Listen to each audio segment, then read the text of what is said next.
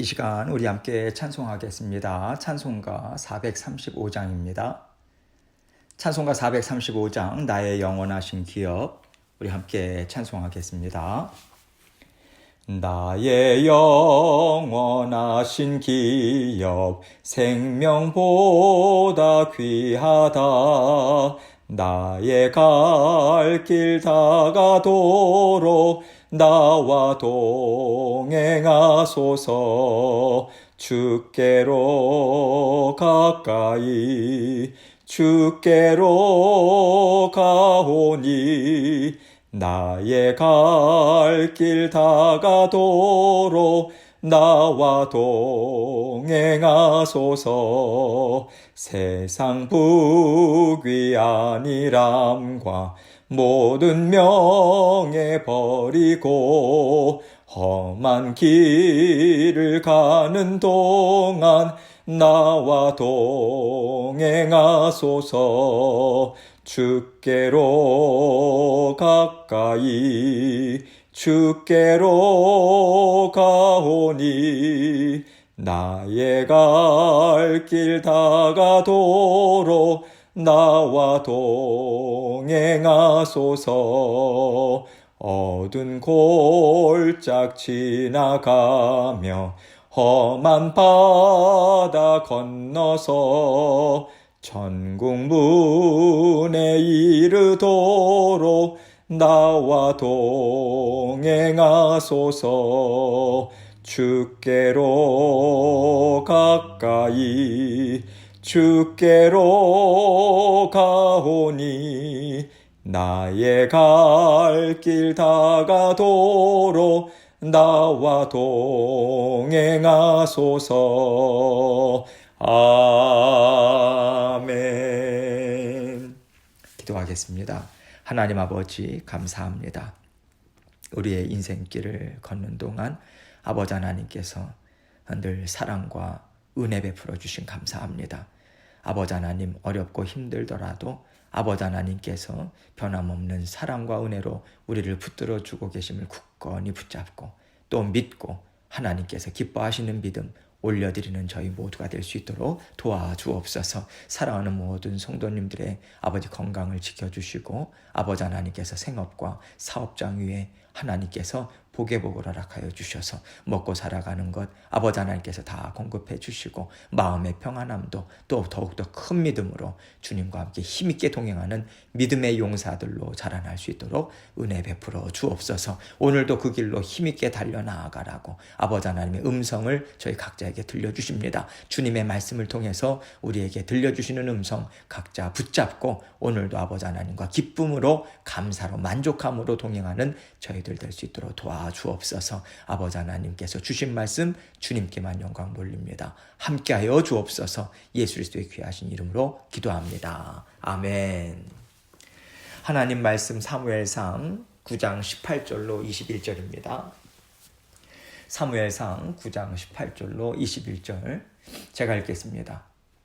사울이 성문한 사무엘에게 나아가 이르되 선견자의 집이 어디인지 청하건대 내게 가르치소서 하니 사무엘이 사울에게 대답하여 이르되 내가 선견자니라. 너는 내 앞에 앞서 산당으로 올라가라.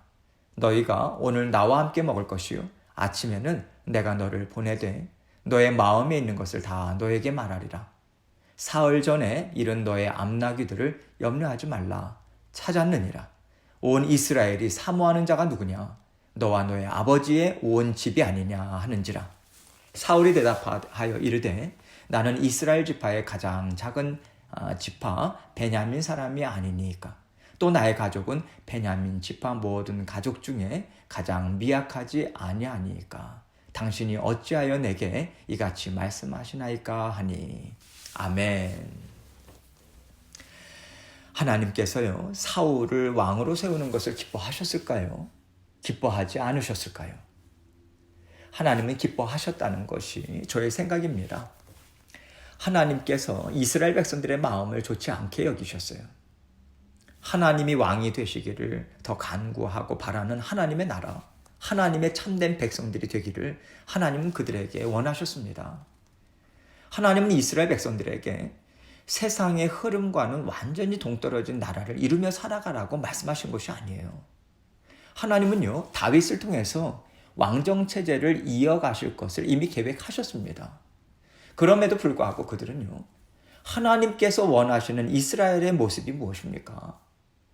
저희들은 사사를 통해 다스림을 받는 것이 부족하다고 생각하는데 하나님, 저희가 어떻게 하면 좋겠습니까? 라고 하나님 앞에 여쭈어야 했던 거예요.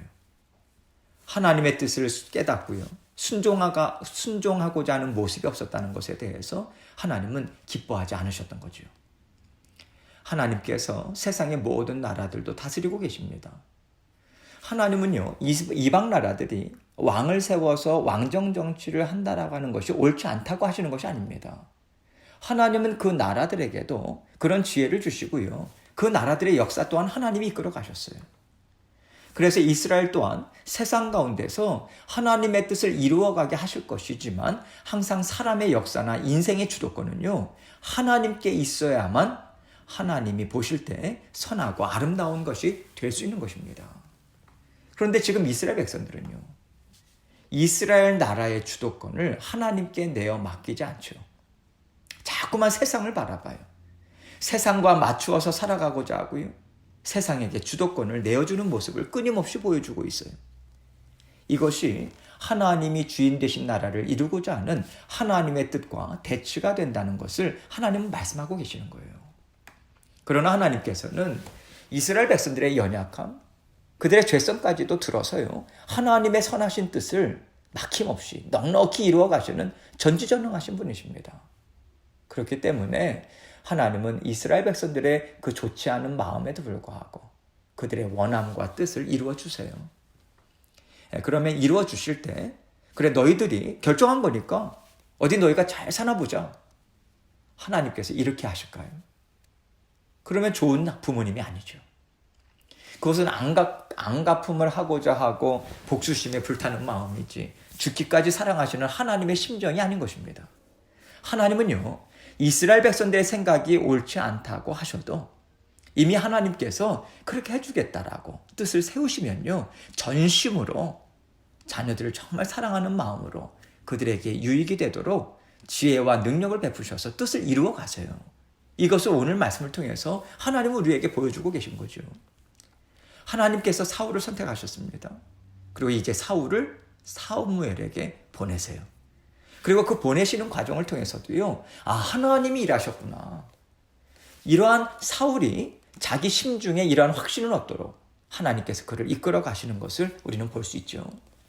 또한 하나님께서는 사무엘 선지자에게도요, 너무 걱정하지 말아라, 내가 이스라엘을 잘 다스릴 테니 너무 염려하지 말아라, 이 정도의 사람이면 괜찮지 않겠느냐, 이러한 위로를 주고 계세요. 오늘 말씀은 하나님이 한번 뜻을 세우시고 이루겠다 하실 때는 하나님의 선하심을 앞세우셔서 지혜와 능력을 베풀어 주시는 좋으신 하나님이시다, 이것을 우리에게 드러내 보여주고 계십니다. 18절입니다. 사울이 성문 안 사무엘에게 나아가 이르되 선견자의 집이 어디인지 청하건대 내게 가르치소서 하니, 사울은요, 물길러 나오는 소녀들이 알려준 대로 성읍으로 들어갑니다. 그런데 누가 사무엘 선지자인지 알 수가 없는 거죠. 그래서 선견자의 집이 어디인지 물어본 것인데요, 물어본 사람이 바로 사무엘 선지자였던 거죠. 이제 사무엘 선지자는 재물을 축사하기 위해서 성읍에서 산당으로 가던 그러한 길에 사울을 이제 만나게 된 것이죠. 19절입니다. 사무엘이 사울에게 대답하여 이르되 내가 선견자니라. 너는 내 앞서 산당으로 올라가라. 너희가 오늘 나와 함께 먹을 것이요 아침에는 내가 너를 보내되 너의 마음에 있는 것을 다 너에게 말하리라. 사무엘이요, 이미 사울을 알아봅니다. 하나님께서 바로 전날 사무엘에게 내일 이맘때에 내가 베냐민 땅에서 한 사람을 너에게로 보내겠으니 그에게 기름을 부어서 이스라엘의 지도로 삼아라, 이렇게 이미 말씀해 주셨거든요.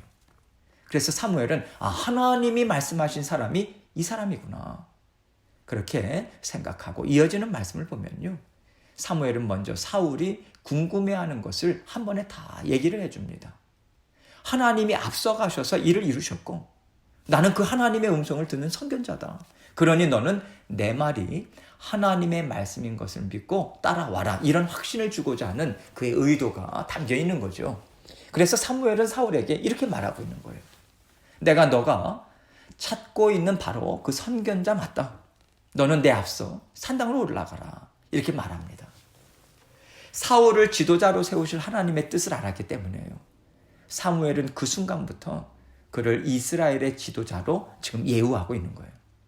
그래서 자신이 앞장서는 것이 아니라 하나님이 세우신 지도자를 먼저 앞세우고 뒤쫓아가고자 하는 거죠. 너희가 오늘 나와 함께 먹을 것이요. 이렇게 사환과 함께 사울 또한 같이 식사를 할 것을 지금 공식적으로 얘기를 하고 있습니다. 하나님께서 사무엘을 통해서 사울을 지도자로 세우기 위한 준비를 이미 해놓으셨다는 거예요. 하나님은요, 사울을 이스라엘 왕으로 세우기로 작정하셨습니다. 그리고 그를 하나님 앞에서 부름받아 세움을 받은 종이다. 이것을 공개적으로 보여주고자 하시는 거죠.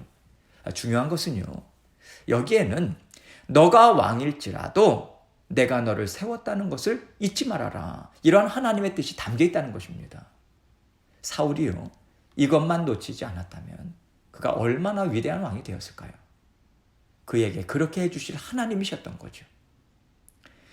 사무엘이 이제 계속해서 이야기를 합니다.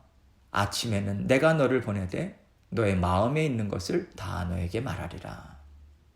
이 얘기는요, 사무엘이 그 사울의 심령에 무엇이 들어있는지를 다 드러내 보여주므로 선지자의 권위에 대한 확증을 해주겠다는 거예요. 그래야 사울이요, 이분의 말씀은 정말 믿을 수 있구나. 이 확신을 얻고 순종할 수 있지 않겠습니까? 이런 뜻도 있는 것이고요. 또 하나님께서 너를 위해서 나에게 주신 말씀이 있다. 내가 그것을 너의 마음에 심어줄 것이다. 이러한 뜻 또한 사무엘은 동시에 전해주고 있다고 생각합니다. 이어서 사무엘은요, 사울이 궁금해하면서 자신을 찾아온 이유에 대한 대답을요, 그가 묻기도 전에 먼저 얘기를 해주죠. 20절입니다. 사흘 전에 이른 너의 암나귀들을 염려하지 말라. 찾았느니라. 온 이스라엘이 사모하는 자가 누구냐? 너와 너의 아버지의 온 집이 아니냐 하는지라. 어느 누구에게도 사울은 알려주지 않았었는데 선견자인 사무엘이 미리 그것을 얘기해 주는 거예요. 얼마나 놀랐겠습니까? 하나님이 이 선견자를 통해서 지금 나에게 말씀을 주셨구나 라고까지 생각할 수 있도록 사무엘은 지금 암시를 주고 있는 거예요. 그러나 사무엘이 진정으로 하고 싶은 말이 이것인 거죠. 온 이스라엘이 사모하는 자가 누구냐? 너와 너의 아버지의 집, 온 집이 아니냐. 세번역 성경은요, 지금 이 구절을 지금 온 이스라엘 사람들의 기대가 누구에게 걸려있는지 아십니까? 바로 그대와 그대 아버지의 온 집안입니다. 이렇게 좀 쉽게 번역했습니다. 사울이 진정으로 바라고 물어야 하는 것이 무엇인지, 하나님께 정말 들어야 하는 말씀이 무엇인지에 대해서 사무엘은 먼저 운을 띄워주고 있는 거예요. 21절 말씀 보세요. 사울이 대답하여 이르되 나는 이스라엘 지파의 가장 작은 지파 베냐민 사람이 아니니까 또 나의 가족은 베냐민 지파 모든 가족 중에 가장 미약하지 아니하니까 당신이 어찌하여 내게 이같이 말씀하시나이까 하니. 이것은요, 사울이 겸손해서 자신을 스스로 낮추면서 말했다기보다는 사실 당시 베냐민 지파 상황이 이와 같았어요. 우리가 사사기를 통해서도 봤습니다. 사사 시대에 베냐민 지파 사람들이요, 레위인의 첩을 폭행해서 죽게 합니다. 그러자 레위인이 자기 첩의 시신을요, 토막을 내요. 그리고 다른 지파들에게, 이스라엘 지파들에게 돌리죠. 그 바람에 베냐민 지파는 이스라엘의 다른 지파들에 의해서 완전한 징계를 당합니다. 그래서 600명의 장정 외에는 베냐민 지파에는 살아남은 자가 없었고요. 그 시간을 지나왔기 때문에 가장 작은 지파라고 지금 말하고 있는 거죠. 또 그 가운데서도 자기 가족은 가장 미약하다, 이런 의미로 말하고 있어요. 아마도 사울이요, 자기 집안에 대해서 이렇게 이야기한 것은 물론 돈이 있고 또 그렇게 아버지도 용사처럼 그렇게 힘이 있다, 그렇게 이야기한 것은 그러한 집안은 맞았지만 가족들의 숫자가 많지 않았던 것 같아요. 위세를 떨칠 만한 정도가 아니었기 때문에 이러한 이야기를 한 것 같습니다. 그 당시에는 가족 한 사람 한 사람이 병력과도 같지 않습니까? 그래서 숫자가 많은 것이 가족의 힘이다. 이렇게 생각했던 시대이기 때문에 그러한 의미로 말했다고 우리는 짐작할 수 있는 거죠. 어쨌든 사울이요, 사무엘에게 대답한 것을 보면 솔직하기도 하고요, 겸손하기도 한 것을 우리는 볼 수 있어요. 그래서 이런 사울의 모습을 보면서 아마도 사무엘은 어느 정도 안심하지 않았을까 싶습니다. 아, 하나님께서 세우신 사람이 좋구나. 이렇게 흡족한 마음을 갖고요, 하나님의 인도하심을 편히 받았을 것이라고 하는 추측도 우리가 할 수 있겠습니다. 여러분, 하나님께서 이스라엘 백성들의 죄를 드러내시고요, 또 그 죄를 깨끗이 씻어내는 일을 하실 때는 정말 적나라하게 다 드러내셔서 그 죄에 대한 대가를 치르면서 자라나게 하시는 일을 엄중하게 하세요. 그런데 또 하나님께서요, 그럼에도 불구하고 내가 덮어주겠다, 내가 기다려주겠다, 용납해주고 내 선한 뜻을 이루어주겠다라고 하실 때는요, 망령되게 행함에도 불구하고 하나님의 지극한 사랑이 그들을 책임지고 이끌어 가시는 모습을 우리는 볼 수 있어요. 그렇다면 이것을 통해서 우리는 어떤 생각을 가질 수 있을까요? 하나님은 우리에게도 그러하시다는 거죠.